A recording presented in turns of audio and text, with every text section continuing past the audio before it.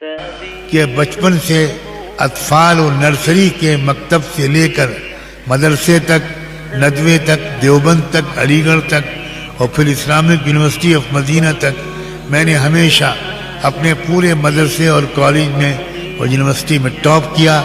جب مجھے P H D کی یا ڈاکٹریٹ کی ڈگری ملی اس وقت بھی میں نے صرف مدینہ یونیورسٹی میں ٹاپ نہیں کیا تھا بلکہ پورے گلف کی یونیورسٹیز میں نے ٹاپ کیا تھا۔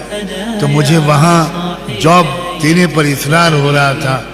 میرے وائس چانسلر نے مجھ سے کہا کہ تم گھر جانا چاہتے ہو، میں تم کو ایک خوشخبری سنانا چاہتا ہوں، تم کو یونیورسٹی میں ایک جاب دیا جا رہا ہے قرآن کی تفسیر کے لیکچرر کا۔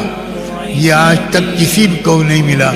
تمہارے لیے قانون میں ایکسیپشن کروایا ہم نے اور تب تم کو جاب دینے کا ہم نے فیصلہ کیا ہے، اور تم نے اپلیکیشن دے دی کہ تم کو ڈاکومنٹس دے دیے جائیں، ٹریول ڈاکومنٹس، پاسپورٹ وغیرہ، تاکہ تم واپس اپنے وطن جا سکو۔ میں نے اپنے وائس چانسلر سے کہا کہ حضور آپ میرے بڑے ہیں، میرے والد میرے بڑے ہیں، مولانا ابوالحسن علی ندوی میرے بڑے ہیں۔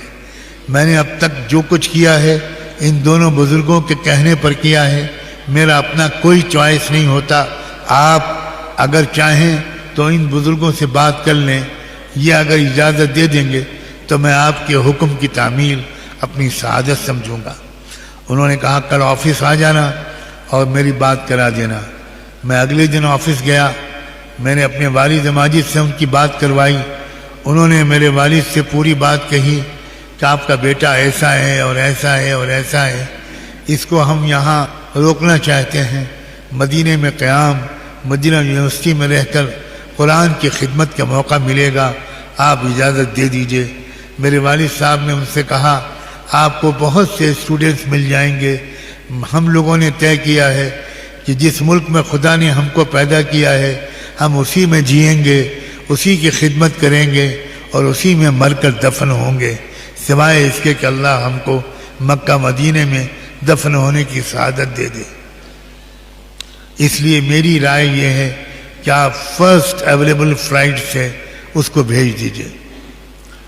میرے وائس چانسلر نے کہا کہ اب میں کچھ نہیں کہہ سکتا، جیسا آپ کا حکم ہوگا ویسے ہی کروں گا۔ مجھ سے انہوں نے کہا سجاد میں خوشی کے ساتھ نہیں بوجھل دل کے ساتھ تم کو اجازت دیتا ہوں، تمہارے والد بہت بڑے عالم ہیں، میں ان کی بات نہیں ٹال سکتا، جاؤ تم واپس جاؤ۔